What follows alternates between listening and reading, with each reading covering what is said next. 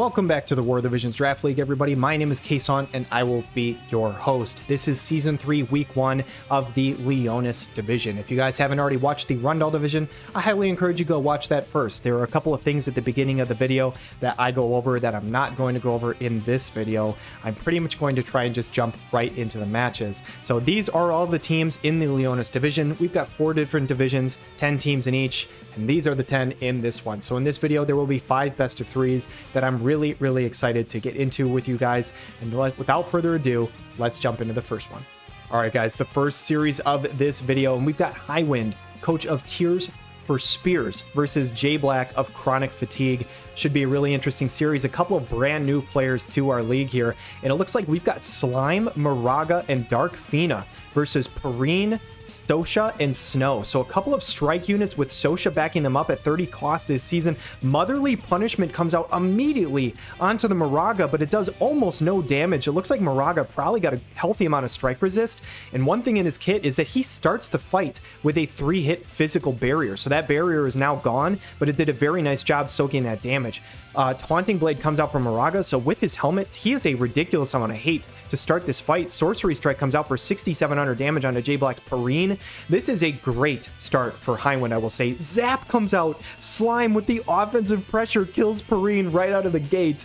And oh my god, this series is immediately popping off. Sosha's going to walk up into the air, silencing jump, drops the jump stat on Muraga. That's probably not going to do a whole lot as Smite 2 comes out, and Muraga at 70 cost. This is a beast of a physical tank. He's doing an excellent job of tanking the entire team. Revenger comes out from Snow. Not something you really see very often. Dark Fiend is going to walk up Sorcery Strike, and this entire fight, they were like, dude, we're not buffing. Buffs are overrated. We're just rooting right into the fight. Accelerate comes out from Slime, so finally the first buff of the entire fight. Sosha, what can she follow up with? Can she try and kill Muraga? No, she's just going to standard attack the Slime. And man, oh man, this fight got absolutely chaotic very quickly. Ravage comes out from Snow, but I don't even think he had time to get his Courage online as the standard attack comes out from Muraga. I think Fina, can she find an angle on both of these units right now? I don't think she can find an AoE for both. Let's find out. Hustle Dance +1, and that beast of a physical tank is now full health again. Law of Geoabsorption comes out. Procs the Courage from Snow, so he did get time to do that. I missed that at the beginning of the fight when things immediately popped off. Sosha's going to walk up into the air. What does she got here? Spirit Breaker, 3,600 on the Slime, so she might be able to kill Slime here, but I think that's pretty much all J Black's going to be able to do in game number 1 here. What do we got? Enfer Wall. Sosha is up in the air for a ridiculously long time now. Is she going to come back down? Is she going to stay up there? Vertical Jump takes out the Slime. It is now a 2v1. Muraga, oh my gosh, it gets reflexed. And Sosha just buying time while J Black tries to think about what he wants to do for game 2 here. As Dark Fiend is going to channel a spell, 2 AP for Sosha. Hey, you get about 8 more reflexes in a row. You might be able to pull this off. Comet comes out 3,700, and that is going to take the game 1 victory for Highwind. The first game, not so close because it pretty much just started off with a bang. I think both teams may be trying to look for a little more, you know, turn, buff, rotation, all that kind of good stuff. And it looks like a slight switch up from Highwind's team in terms of units brought, but J Black thinks it was just the positioning that was the issue. So still brings the Perrine, Snow, and Sosha. And Perrine is one of those units that her buffs are so ridiculously good. I think it just really makes her come alive if you're able to get those off. When she just walks right into the fight, I mean, we saw Slime basically just did like 6k to her. So Muraga's going to buff, walk forward. Glaciella, what does she go for? She's going to go for Keen Blade, CT up and slash tack up to make sure that tank is able to walk forward really far. Muraga did an incredibly good job in game number 1 as Keen Blade comes out from the other side as well for J Black.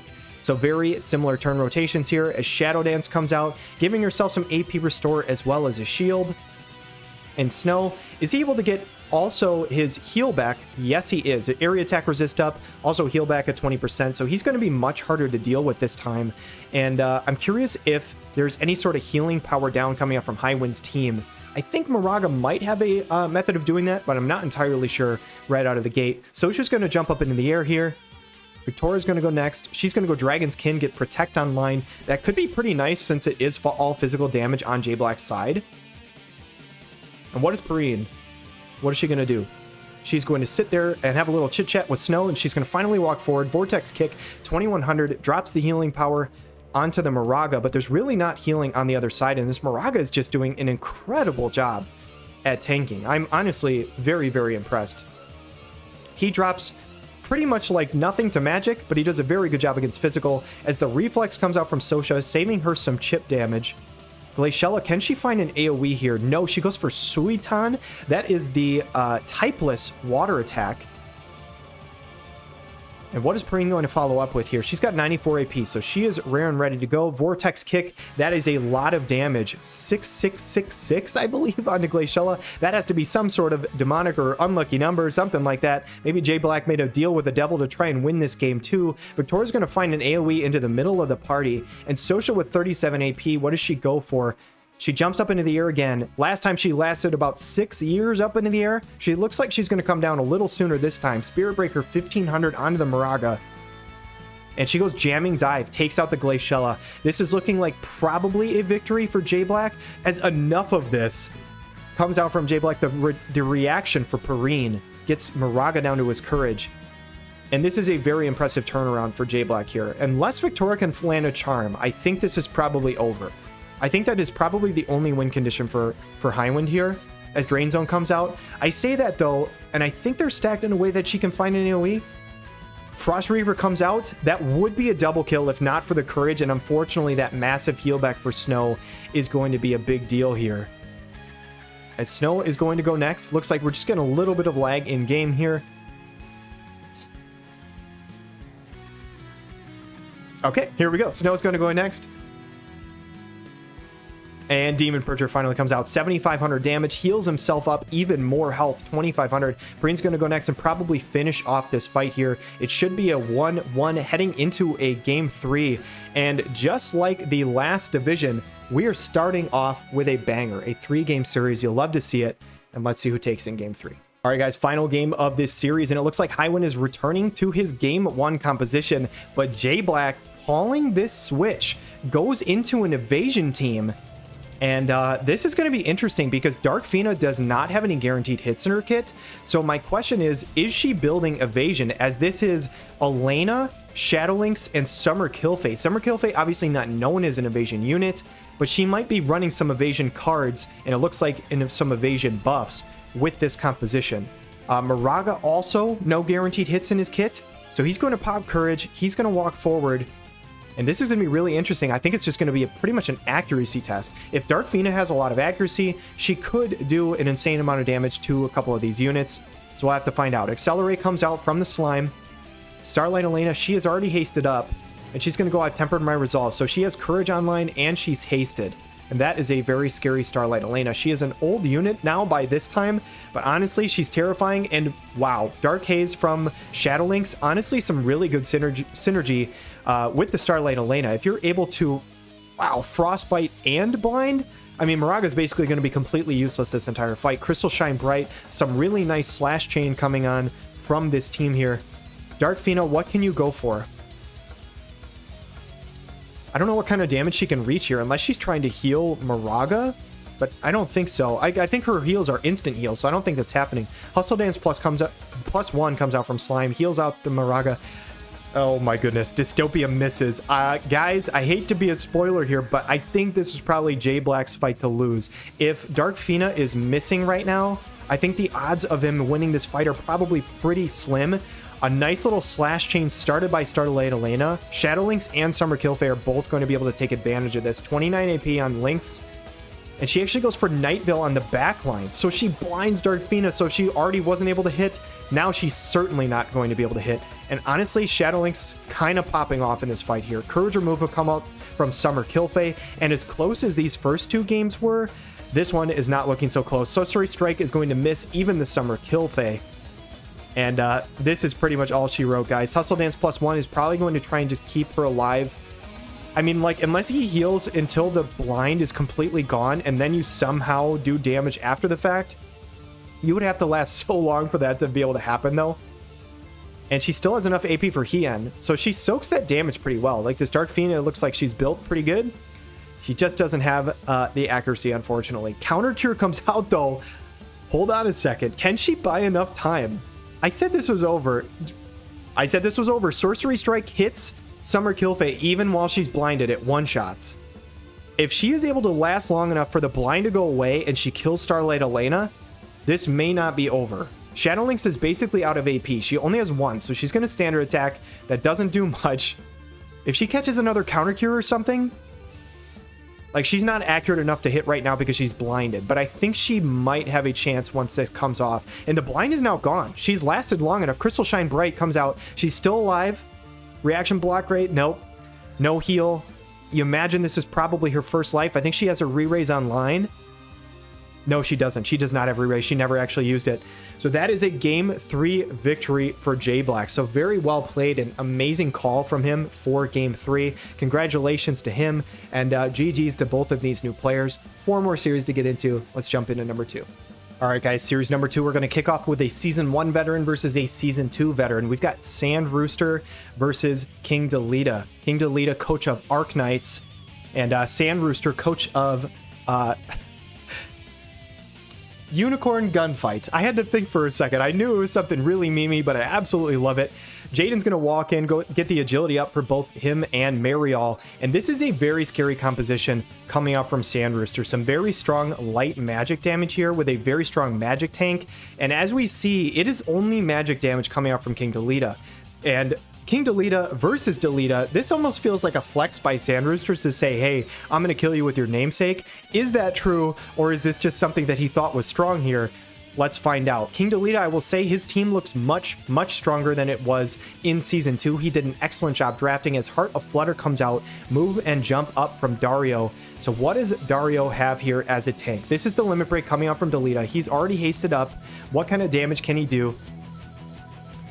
Pretty awesome animation, 3100, but that limit break silences. And now I think I'm starting to understand why Sand Rooster bought Delita. I don't think it's just a flex, as about 7k comes out from Jaden, some pretty massive damage. Zombie transformation comes out from Sodali, but the question is, can Mariol kill Dario before the heal from Naya comes up? Because I know Naya is very good at healing, gets it off very quickly. The re-raise looking pretty massive for Dario, though, and honestly, that might actually be better for Delita, for King Delita, that Dario died, because now he doesn't have silence anymore, as it looks like this should be a Curaga coming out from Naya. So what does Dario have in the tank? Blade Bash. That is such a ridiculously magically defensive Mariol that he just went for a physical damage attack, and it worked. He just Blade Bash because Mariol has her 3-hit magic barrier. So his best thing was a physical damage dealer. Oh my god, 10k from Golden Magic Shot Jaden. Sand Rooster was an absolute beast with Jaden all season last time, and it looks like he's pulling it out again to tremendous success. Indoctrination comes out from Sodali, a good chunk onto the Delita, but Mariol basically tanks nothing here. This should be a full life from Naya, though. She has 2 casts of this, so unless Delita can kill, which he cannot, he goes for Sodali and gets the kill, but doesn't kill the healer, and he has re-raise. This is not over for King Delita yet. Like, he still has a chance here. But I'm looking at the turn rotation, and it's actually taking Naya quite a long time to get this heal off. If Jaden can just one-shot Naya, this is over. So what can he pull off here? Magic Reflex. That is actually really clutch by Naya here. Eventually, Jaden will run out of AP. He's got 39 left still. The full life onto the Dario as the phone locks for just a brief second. And looking at the turn rotation, they go next. So this is still a 14,000, excuse me, health Dario with a ton of hate. And Naya should be able to get another full life off. Can she do it? Golden Magic Shot onto Dario, 7,900. Dropping his CT is also pretty massive here. 2,000. Can Mariol find a kill before this full life comes off? Because this needs to happen. Sodali is the only way back in for King Delita. The silence is pretty important as well. But Sodali basically finding an AoE is the only win con for King Delita. He needs to either pull off a charm limit break on Jaden or do a massive AoE. Procs the courage on Delita, but that's really just not going to be enough. And I apologize, Delita versus King Delita is a very confusing thing to shoutcast. Maybe this is another reason why Sand Rooster went for this. Another heal coming out from Naya, as this is looking like a pretty slow burn. I will say, though, Jaden is not focusing Sodali. As long as Sodali remains alive, King Delita has a chance here. Like, getting through Naya Dario is so incredibly difficult to do because they just have multiple, like, full life, so much health. What's going to happen here? The Bahamut comes out. It kills Dario. Naya's still healthy. Was this a Kiriga she was channeling on Dario, though? Because this is a pretty wasted turn if it was. I think it is, as Karma Blade plus Delita wrecks Sadali in one hit. I actually am shocked how much damage that did. That is very impressive. Kiriga's going to miss, and now this should be over, folks. The double full life, both casts are now gone, and Sandrooster has waited out all of the heals and full lives. He's going to take the game 1 victory over King Delita.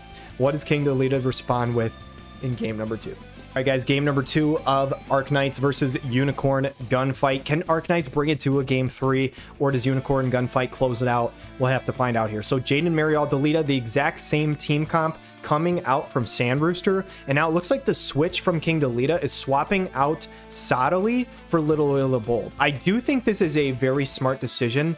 Mariel is just an incredibly impressive magic tank, so having physical damage on your side I think is really important if you're King Delita. And my question here is, do you have any way to nullify like silence or anything like that if you're on King Delita's side as well? So Little Lila's tactical training, slash attack resist piercing rate might be nice for Dario, but more than likely he's probably going to go for something like Draining Seal. As Zombie Transformation comes out, so he is going to have 2 lives. So even if he does get silenced by Mariel, it shouldn't be the end of the world. Reflect comes out. So this is very, very effective against Jaden as well. Jaden actually could almost one-shot himself if he Golden Magus shots the Dario. So Reflect is pretty huge. King Delita did not get this off last time. At least I'm like 99% sure that he did not get this off last time. So Delita's going to go next. Zombie Transformation. Pretty much the exact same start coming out from Sandrooster, other than the fact that Delita is starting with the group rather than the other side. So Spirit Breaker comes out. 4,900 is pretty respectable onto the tank. There really isn't any healing on Sandrooster's side. King Delita has that advantage. 11,000 damage. Sorry, 1,100 damage, but no stun.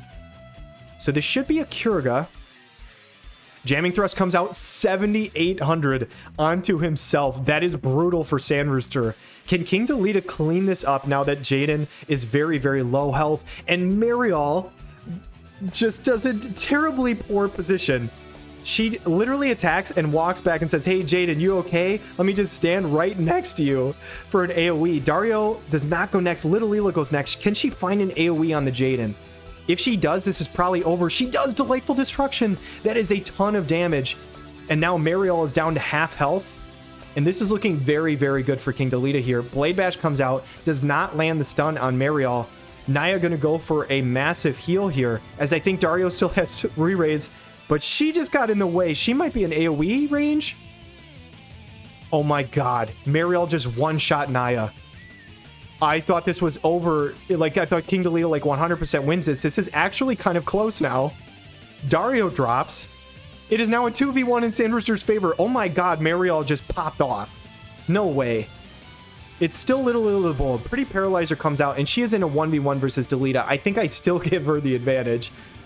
She goes next. She's got 17 AP. She should be all right here. Shifting Strike comes out. Only 2,500. That was actually very well tanked by Delita, who is sitting at 8,600 AP.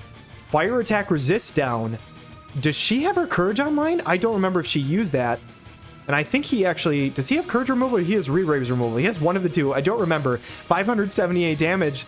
That is not a lot. And she got barely any AP back. Crush Accessory is going to come out. 5,200 damage. That kills Little Lila.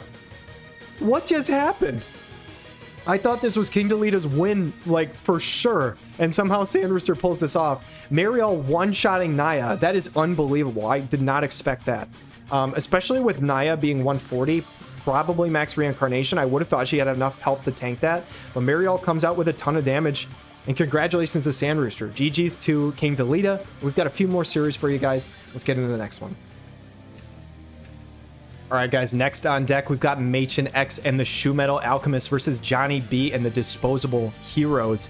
Should be a banger of a matchup here, as we've got Pissarro, Miranda, and Uni on the other side from Johnny B. So this is not a full 220 cost team. Looks like only 200 being used up here. I say that, even less being used by Machen X, the 110 cost Bradley in our format. This is our first Bradley sighting, along with 50 Valade and 30 Zazan. So that's only 190 cost. So Bradley is a very OP unit. So honestly, still looking pretty good here for H&X, as Bell's going to come out from Uni. And this should be a really, really interesting fight. So Way of the Void comes out from Zazan. So expecting fire damage like the Pissarro that we see here. Uses the Hio TMR, a very good and smart tech from H&X. Poise comes out from Bradley, gonna give himself that physical damage up. Has his Courage online. Miranda's going to go next. She's going to go Water Good Dispeller. 4,000 damage actually puts the Zazan to sleep. So a very good start coming out from Johnny B here. And what is Valade going to go for? Bar Blizzara. Agility attack, magic, all that good stuff, as well as some resistances.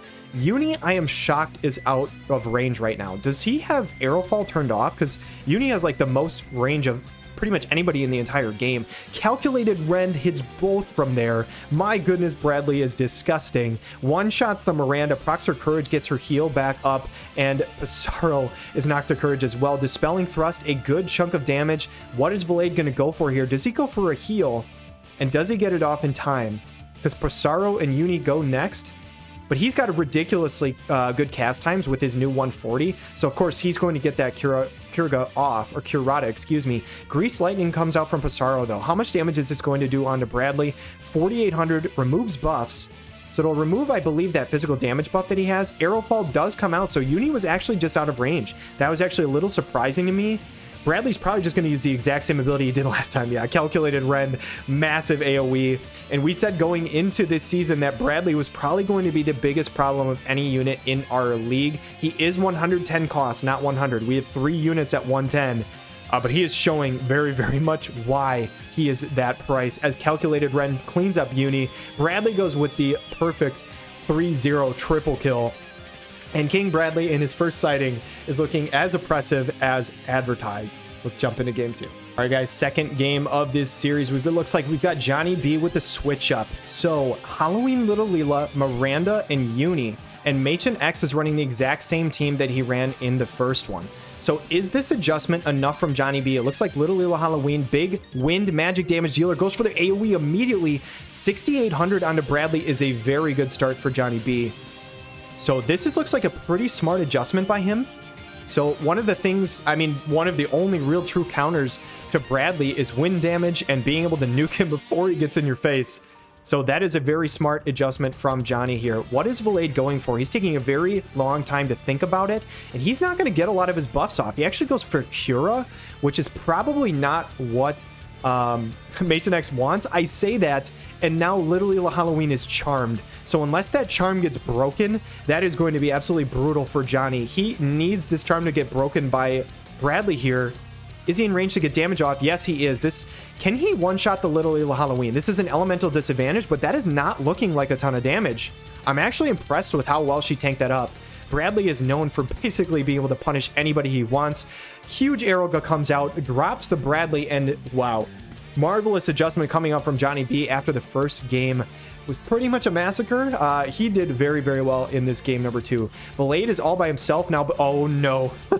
The full life misses. I was going to say it's not over because the full life could bring him back and he could still win this, but it's going to whiff. Bradley, not a unit that typically has 97 faith, so not the, not going to happen every single time that you wanted to with the full life. Punishing Slow Arrow comes out for 3,800. Pretty respectable by Uni.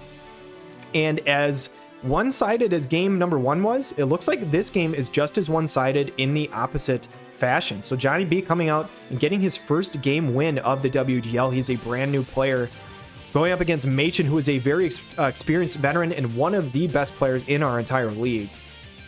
So Valade's just going to pretty much sit back and heal, try and sustain through all of this damage, but eventually he is going to go down. He's walking forward, so it looks like he's going for damage. He says, not so fast, no perfect 3-0 for you. I'm going to take down Halloween Little Leela with me. And guys, we are going to a game 3. All right, guys, jumping into the final game of this series, will the disposable heroes be disposed of, or will the Shoe Metal Alchemists prove that the other team is the team with the true metal? We'll have to find out. So Pissarro going to go with the agility and evasion buff up on him and Uni, and this is a massive switch up coming up from H&X. So Valade, Fryevia, and Cloud, a very interesting composition, as this is not the same team from Johnny B. So expecting no Bradley, calls the switch and decides to go with his fire unit against a couple of ice units. This is a miraculous call by Johnny B. Very, very well done. So a buff comes out from Valade. He's going to go with Ice Vitalization. This is very, very good. It gives Protect to the entire team, a ton of accuracy, some good resistances. Arrowfall is going to come out from Uni, so it says, hey, no haste for you, no quicken for you. Indomitable Spirit +1 coming out from Pissarro, so he's got Courage online. And the one thing that's surprising to me, I could be wrong, I'm pretty sure that Johnny B has Yuffie on his roster. And if that's the case, I guess I'm surprised that he's opting for Pissarro over Yuffie. But interesting regardless, as Cloud's going to go for, I believe that was the concentration buff. And Fryevia should, finally go for her barrier, walk forward. This is a 3-hit magic damage barrier, so it looks like Miranda probably not going to get as much damage online as she normally would want to. Not going to be as effective on Pissarro, though, and Uni kind of popping off here, doing a nice little bit of chip damage on the entire party with 2 arrow falls here, as the agility and evasion buff is refreshed for Pissarro, just basically giving him some more AP, excuse me. That is a ton of damage coming out from Fryevia, though. Very impressive considering the elemental disadvantage. Valade's going to walk forward, I assume go for a heal. No, yeah, okay. Wow, he is low enough to pop Smile Practice. Gets Protect and Shell in the party, full health on both of them. I am shocked that he was low enough to proc a heal there. But it looks like Cloud going to buff, again, walk forward, taking him a very long time to enter the fight. And now here's the question. What damage does Pissarro do? Only 3710. That is not a lot. Does drop the healing power, which can be pretty good against Fryevia, who just raised her healing power. Because she does tend to heal herself when she gets low instead of doing damage. One of the best things about Fryevia, especially in this format, is that she just opts to heal herself instead of doing damage as a tank. That is something very, very rare. And yeah, speaking of which, she just walks forward and buffs the party instead of doing damage. That is very interesting. Triple Slash comes out from Cloud, going to proc the Courage onto Pissarro, but this should be a nice little turn of events here for Johnny B. 3 attacks in a row. Water Go Dispeller goes off, no sleep on any of the units. Helm Splitter, a nice AoE, not quite enough to take out to the Valade. Can Uni find the kill, though? Yes, goes for the Barrage. Valade is going to drop, so it is now a 3v2 in Johnny's favor, as Dispelling Thrust can barely not kill Cloud, but he's probably going to find a massive Triple Slash here. They're all lined up for this. 2 water units taking a ton of damage, knocks out the Pissarro with the guaranteed hit, and Miranda is up against it in a 2v1 against a magic tank and a Cloud. What can she pull off here? She probably goes for a Water Gun. Oh no, a full light comes out for Fryevia.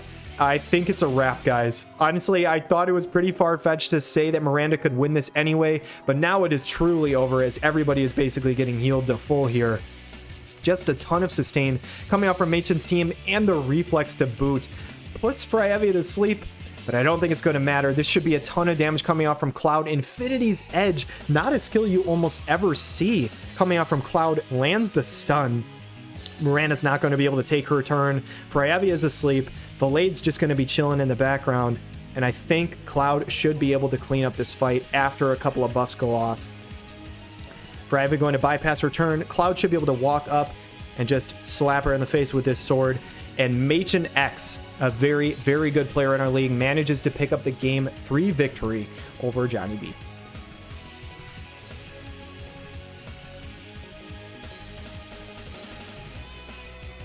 All right, guys, kicking off the next series, we've got Zulk of Boko Buddies versus All Smoked Up of Trap Queens. This should be a goodie. Masamune and Waiting used by Sephiroth with that Scintilla reaction buff online now. And this is a very interesting team coming out from All Smoked Up. Eileen, Elda, and Venera, a few of the OG units versus the new hotness Sephiroth with a couple of support units to back him up. Elda's going to walk into the party, get Illusion up, so it looks like a little bit of evasion on this side. Obviously not a shock with Venera, but I'm curious to see if either one of these other 2 units can evade anything. It's going to be tricky considering that Sephiroth has multiple guaranteed hits in his kit. So Little Lila's going to get haste online, walk forward a little bit, and the Bar Aurora ability coming out from Helena. This is pretty much something that's just nice to keep her in the middle of the party and get her online a little bit. Veil of Woe comes out, so he's got his barrier, he's got AP, he's ready to go screw some stuff up. And honestly, I am pulling for All Smoked Up this season because he is bringing some spice But man, oh man, this is going to be a really tough task. But this turn rotation is very well done by All Smoked Up. All of those buffs into a Keen Blade. All Smoked Up finally going to walk forward with the Venera. Pop the Limit Break. This can land a poison and do a nice little bit of chip damage. 3-hit chain, pops the poison, which will be nice because the regen procs on Little Leela. Eileen, though, with her really old-ass kit, cannot find an attack from that far away. Little Leela, what does she go for? Silencing spell, hits all 3. They're all physical damage dealers, so the silence really doesn't matter. Healing power down as well. Elda with Armor Piercer drops defense by a little bit, 2,900 damage. Protect Online now on the Little Leela. And Sephiroth, oh boy, Telluric Fury hits twice, so does not go for the guaranteed hit because I think Little Leela was in the way, so does not hit all of his attacks. But I'm thinking that he must have at least some accuracy built in his kit because he did hit some of them. Piercing Impulse, a good chunk of damage onto the tank. Eileen showing up to play. Another silencing spell on the entire party, though. This 50 cost Little Leela SR is popping off, and Helena probably going to go for a big old heal here, which if she gets this off, it looks like she's going to. Probably spells Goodnight for All Smoked Up. Hell's Gate onto all 3, and this is why Sephiroth is 110 cost in our format. Game number 2, guys, between these two players, Zulk and All Smoked Up. Is there a switch up on either side? There is a big switch up from All Smoked Up. So the same party from Zulk, looks like same initial turn rotation and all that kind of stuff. But we see Halloween Lucia, Venera, and Fina. So this should be an interesting one. Fina, a little bit of heals, a little bit of range damage. We've seen Halloween Lucia be very effective versus physical damage. The problem is that I think Sephiroth is the exception to that because Hell's Gate breaks barriers and is probably still going to melt her if he is able to get that off. Will he get that off? That is the question. It is not a guaranteed hit, so the only good thing going for you, I think, is that he can't probably break the barrier and also hit Venera at the same time. We'll have to see. Maybe. We'll see what happens. Anyway, so Fina going to start channeling a spell. What is she going to go for? Helena probably going to go the Bar Arrow again. Yes, she is. Wind, Earth, Defense, all that good stuff. Little Leela's going to walk forward. Mind Fortress. Magic Shield really doesn't matter. Actually, it does matter. I'm sorry. Halloween Lucia is a major magic damage dealer. I was thinking it was the physical damage team from last time. Stun Shot. So she could not find damage. She goes for the stun. It does not land, unfortunately, for All Smoked Up, as available again for Sephiroth. This is the exact same team coming up from Zulk, same rotation, all of that. What does Halloween Lucia have in the bag? Attritional protection. So she's got more damage. She's got protect. She should at least be able to live a hit, I think, from Sephiroth compared to the last team that they faced. But she is still going to have an uphill battle. It is going to be tricky. And if she gets silenced, good night. Halloween Lucia is basically useless now unless you can get an Esuna to remove that silence. She is going to do absolutely nothing. This Little Leela, 50 cost, just putting in a ton of work here. Shadow Flare is going to come out. 1879 drop CT. That was incredibly well tanked up by Venera. Is this a ton of Dark Resist, a ton of AoE Resist? I don't know. We're about to find out. But man, oh man, if Halloween Lucia was able to actually hit here, this could be pretty huge, but she does basically nothing right now. And what does Fina have? She has some weird abilities in her kit. Does she have a way to remove this silence? Taunting spell comes out, so it does not silence the Fina, and she lives it. If she can remove it, that is the only win con, I think, for All Smoked Up here. No, it's just a Dark Veil. So going to, reduce some of the damage coming in from Sephiroth as Hell's Gate comes out, goes right through the barrier, 3,300 damage, still a very large chunk.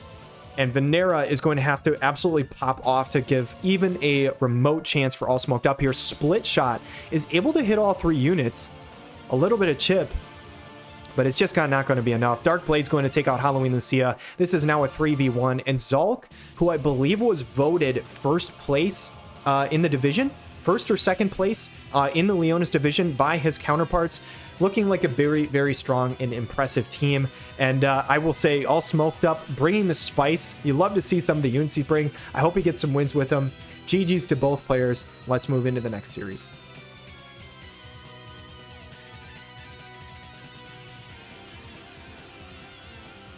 All right, guys, saving probably the spiciest match for last because we've got Willy Goats or Weegriff of the Corpse Brigade, who always brings some really spicy stuff. Treasures Hunter's Fortune comes out, agility and luck up. There's no way this is an evasion team, right? Because he ran an evasion FFT team last season with that exact same buff. I wouldn't put it past Willy Goats, to be honest. Versus Fire Force of Tayo, he has only fire and light units, and he is rocking a 60 cost Cecil in our format. It is Rain Terra Cecil versus Severo, Skahal, and Aerith. I have no idea what we're about to see, but this should be really, really spicy and fun. Looks like some AP online for Cecil, also some Man-Eater. I'm actually not sure what buff he just used. Watergo dropping the Bravery on Rain, getting damage from really far away, but I will say, normally several, you want to get that Courage online right out of the gate. Re-Raise Plus going to come out from Aerith, especially giving up some really nice CT on the Re-Raise. Could be a really nice combination here by Willy Goats. As Terra's going to buff, walk forward, Wingstaff comes out from Skahal, so he didn't even need to use his own Zombie TMR. My god. Jamming Thrust from Severo just did, like, basically damage cap. I don't think he has the damage cap nodes upgraded, but he just one-shot Terra with the 30 cost Severo. My goodness, Cecil's going to walk forward. What has he got? Hazard Form. So he is not in range to deal any damage here. And what does Aerith have online? So she channels something, Ray of the Ancients, 2509. Considering the fact that she just did 2500 and Severo did 10k. Props to you, Severo, who just got your new 140 upgrade with a bunch of Spirit Pen. Thundaga Disposer does a ton. Drops Cecil immediately. And this is an impressive showing by Willy Goats right out of the gate. He's going to channel something, so it's not a jamming thrust. What does he go for? Curses comes in 3, so with that Halloween Vision card on Skahal, a very nice tech. And this is a very one-sided battle number 1, I will say. Magic Reflex just to put a little salt in the wound here. Oh my god, that is an evasion skull. I said that it might actually be true because it's freaking Willy Goats, but Skahal just dodged that Amethyst Blaze by Rain. This is an evasion Skahal. I love, this is why I love Willy. He's so damn entertaining. He pulls off the game 1 victory. Let's jump into game 2 and see what other shenanigans we've got. All right, guys, jumping into game 2 of our final series for Leonis here. What do we got? Same comp coming out from Willy. So is this still an evasion Skahal, and do we get to see any more dodges? He's still going Treasure Hunter's Fortune. This is probably still a dodgy Skahal, because why not? I love it. Protective Familiar comes out from Aerith, the Magic Barrier on the party, and looking on the other side here, Tayo looks like he's bringing a different squad from last time. So some evasion light units, Wish for Peace coming out. I believe that is the, is that the Luell TMR? I don't remember what that is. And then Sweet Support, so Agility Up coming out, Little Leela the Bold TMR coming out from Vistral. I almost said Valade. Setia on the other side with Cauterizer, AP damage on attack. Very interesting. And what is Severo? Oh my god, he can reach. Is this one shot? Water this one shot. Dude, this Severo is going absolutely nuts. 30 cost Severo from Willy Goats, absolutely popping off. Very, very impressive. Probably doesn't have the accuracy to hit the evasion units, I would imagine, but it doesn't matter. He one-shot Setia right out of the gate. So Vistral, now with his new 40 cost tag, he dropped from last season. Not really seeing play. Wingstaff comes out from Skahal again, and this is a major uphill climb for Tayo here, because the thing is, with Re-Raise on Skahal, Aerith also has methods to get her own hate down too if she uses it. It could be pretty hard to get through him. So my only question is he running Staff Mage sub-job? Is he accurate enough? I mean, what am I talking about? This is an evasion Skahal. He's probably accurate enough to hit them. Are they accurate enough to hit him is the question. Haste Perpetuator comes out. So now Skahal, not Skahal. Both of them are hasted up. Well, I can't say words. English is really tough. Both units are hasted, and both have Courage, and one of them has Re-Raise also. Severo's going to channel. Is he accurate enough to hit? What does he go for here? Aerith? I don't think this is damage. Probably some other spell. He is not accurate enough. He actually goes for Sleep. Sleep does not proc, and this is a Quicken coming out from Aerith. This is very impressive by Willy Goats, I will say. He was already channeling a spell, though, and I think that actually canceled the spell. So as much as I say that was impressive, I think that was actually bad for him. And now the Mug gets rid of the haste on the Severo. This is actually a really nice little turn of events for Tayo here. So Sky Mirage Dive is going to come out. This should kill Severo. Actually, it's going to proc his Courage, right? I don't think that it removed Courage. It did not. Toad comes out from Skahal. So even though he's dodgy, he is not accurate enough to hit. The Toad comes out, and this fight just gets more and more ridiculous. Energy Buster comes out and kills the Toad Vistral. It wouldn't be the WDL without some Toad shenanigans. Severo with 1 health. What can he do? Does he go for another sleep? Holy Prayer comes out, healing him back up to full. Probably not going to matter because he's not very tanky. What does Locke go for? AP Hunt Plus. One-shots the Severo, but he's got such an uphill climb here. And Skahal does have Staff Mage on. He's got Energy Buster with the guaranteed hit. You have to imagine it either one-shots or becomes very, very close to one-shotting. And this is... There's no full life in Aerith's kit. Energy Buster comes out. The Re-Raise comes out. Is this the end for Tayo? Slow plus from Aerith.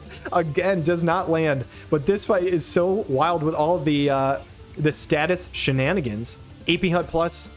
And Skahal should be able to close it out right here with an Energy Buster. And that should be all she wrote for Tayo. GG's to both of these players. Congratulations to Willy Goats on picking up his first series win, guys. And let's jump into the standings. All right, guys, Season 3, Week number 1. 2 divisions in the bag so far. And let's take a look at the standings. So we have 3 teams that won 2-0 in their series. So a technical 3-way tie for first with Sand Rooster of Unicorn Gunfight, Zalk of Boko Buddies, and Willy Goats of the Corpse Brigade. In 4th place, technically kind of also tied for first. They just don't have the same tiebreaker. But Machen X of Shoe Metal Alchemist and J Black of Chronic Fatigue, both acquiring 3 points. So 5 teams with 3 points after 1 week. Highwind, Coach of Tears for Spears, and Johnny B of Disposable Heroes both picked up a game win. Even though they weren't able to pick up the series win, they do get themselves on the board with a point, and a 3-way tie for last with All Smoked Up of Trap Queens, King Delete of Arc Knights, and Tayo of Fire Force. Well, a bunch of banger series. It was really enjoyable to cast them. I hope you guys enjoyed watching them. 2 more videos coming out for you guys this week that I really, really hope you guys enjoy. I hope you enjoyed this one as well. You guys have a wonderful day.